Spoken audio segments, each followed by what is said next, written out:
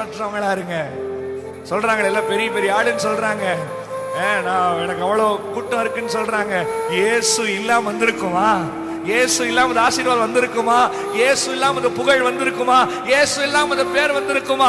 எப்போதுமே கடந்து வந்த வாழ்க்கையை திரும்பி பார்த்து ஆண்டவருக்கு நன்றி சொல்லணும். ஆண்டவரே, நீங்க மட்டும் கொடுக்கலன்னா, நீங்க மட்டும் வரலன்னா, நீங்க மட்டும் எனக்கு தரலன்னா, யோசி எங்க வந்துச்சு? எல்லாம் இயேசு கொடுத்தது. நமக்கு ஒரே பேரான குமாரனை நமக்காக அனுப்பி வைத்தார். அதை நினைச்சு பார்த்து சொல்லுங்க, ஏசப்பா அதான் நன்றியில் இருந்தேங்க. நீங்க கொடுத்தது ஆண்டவரே.